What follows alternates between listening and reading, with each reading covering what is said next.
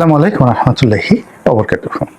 সম্মানিত দর্শক, আজকে যে বিষয়টি নিয়ে আলোচনা করব এই বিষয়টি অনেকটা হাইপোথেটিক্যাল।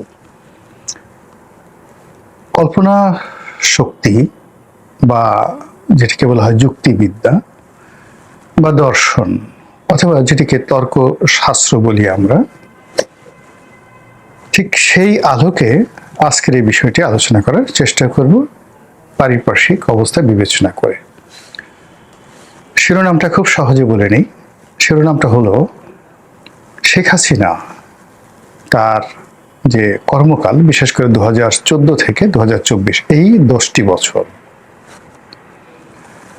তিনি যে সুস্থ ছিলেন, কর্মক্ষম ছিলেন এবং আততায়ীর হাতে খুন হননি, এটা জামায়াতে ইসলামী ইসলামী ছাত্র শিবিরের দয়া এবং করুণা। বোঝার চেষ্টা করুন, সজ্ঞানে বলছি, যুক্তি দিয়ে বুঝিয়ে বলবো। দ্বিতীয় যে বিষয়টি, সে বিষয়টি হলো তিনি যে গণভবন থেকে হেলিকপ্টারে করে প্রাণ নিয়ে দিল্লি পর্যন্ত যেতে পেরেছেন, এটাও জামাতের দয়া, করুণা অথবা দুর্বলতা কিংবা ভুল।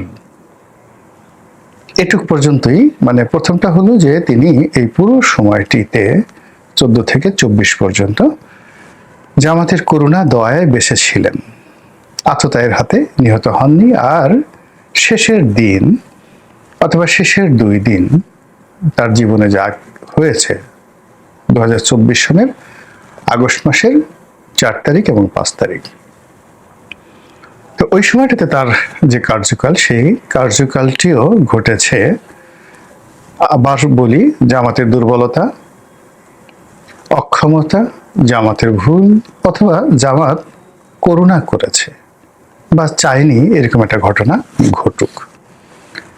এই বিষয়টি আমাদের গ্রাম বাংলায় যেভাবে পালা গান হয়, গ্রাম বাংলায় যেভাবে বিচার গান হয়, তর্ক বিতর্ক হয়, অথবা ধরুন দর্শন শাস্ত্রে যেভাবে দার্শনিকরা একটি জটিল বিষয় নিয়ে তার পক্ষে এবং বিপক্ষে তর্ক যুক্তি উপস্থাপন করেন, ঠিক সেইভাবেই আমি আজকের এই বিষয়টি প্রমাণ করার চেষ্টা করব।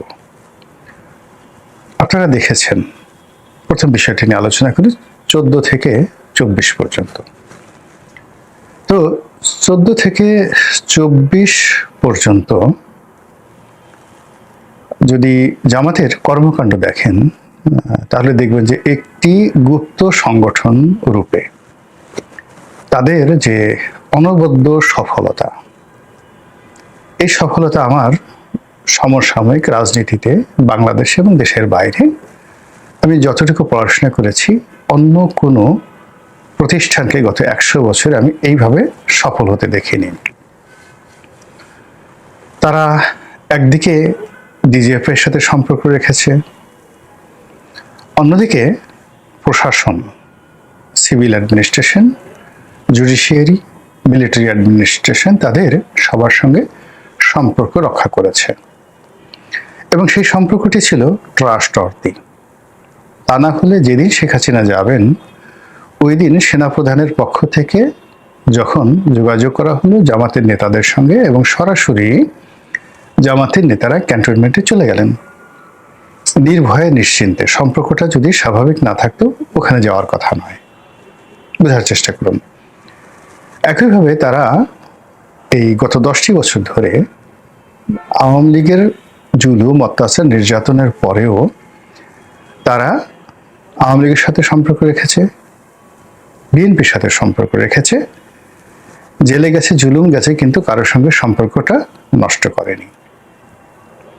ফলে বিএনপির একেবারে কে পয়েন্টগুলো, ধরুন তারেক রহমান সাহেবের একেবারে ঘরের মধ্যে, বেগম জিয়ার একেবারে ঘরের মধ্যে, আবার শেখ হাসিনার ঘরের মধ্যে, 3 জায়গাটিতেই জামাতের লোকজন ছিল, এখনো আছে, স্টিল নাও। এবং যারা শেখ হাসিনার সঙ্গে ছিলেন তাদের কিছু অংশ সাম্প্রতিককালে ছাত্র শিবিরের কিছু অংশ বের হয়ে এসেছে এবং আমরা তাদেরকে দেখতে পাচ্ছি। তার মধ্যে ডাকসুর ভিপি সাদিক কায়ুম অন্যতম। ইরান যেভাবে প্রক্সি যুদ্ধ চালায়, ঠিক একইভাবে বাংলাদেশের রাজনীতিতে জামাতের অন্তত 6 থেকে 7টি প্রক্সি গ্রুপ রয়েছে, সব দলের মধ্যে, সব পেশায়, সব শ্রেণীতে এবং সব জায়গাতে। তো সেই দিক থেকে আপনি চিন্তা করুন, আমি নিজের কথা বলি, শেখ হাসিনার সাথে আমার সম্পর্ক বহুদিনের, কিন্তু কখনো তার পাশে দাঁড়িয়ে একটা ছবি তুলব এই সাহস আমার কখনো হয়নি, এই সুযোগও কখনো আমার হয়নি। একটি দলের মনোনয়ন লাভ করা সেই দলের প্রধানের সঙ্গে সর্বোচ্চ সম্পর্কের একটা প্রমাণ। তো যেহেতু আমি আওয়ামী লীগ থেকে মনোনয়ন পেয়েছি, সম্পর্ক না থাকলে তো পেতাম না। আবার যেন তেন নয়, আমার নির্বাচনী এলাকা পটুয়াখালী নয়, সদরপুর, চরভদ্রাসন, এই দুটো উপজেলাকে নিয়ে গঠিত ছিল 2006-07 সনে 111-এর আগে। তো যখন 11-এর সময় সিটটা চলে গেল, মানে একটা সিট কমে গেল ফরিদপুরে, ভাঙ্গার সাথে অ্যাড হয়ে গেল, তখন শেখ হাসিনা মাননীয় আওয়ামী লীগ সভানেত্রী তিনি এই সিদ্ধান্ত নিলেন যে আমাকে পটুয়াখালীতে এবং তার অত্যন্ত প্রিয় ভাজন একজন মানুষ আখম জাহাঙ্গীর হোসেন, তাকে না দিয়ে আমাকে মনোনয়ন দেবেন। তো বুঝেন সম্পর্কটা কোন পর্যায়ে ছিল। কিন্তু তারপরও কোনোদিন বঙ্গভবনে গিয়ে, গণভবনে গিয়ে তার সঙ্গে একটা ছবি তোলা, পার্লামেন্টে তার সঙ্গে একটা ছবি তোলা, বা আমার স্ত্রী সন্তানদেরকে নিয়ে তাদের অনেক আবদার ছিল। আমি যারা যে দল করে তাদের সবসময় একটা আবদার থাকে যে চলো নেতার সঙ্গে বা নেত্রীর সঙ্গে একটু দেখা করে আসি। এটা পরিবারের, প্রতিটি পরিবারে থাকে। তা আমার আসলে কখনো সাহস হয়নি গণভবনে গিয়ে আমার স্ত্রী সন্তানদেরকে নিয়ে শেখ হাসিনার সঙ্গে দেখা করতে যাবো, এই সাহসই আমার হয়নি।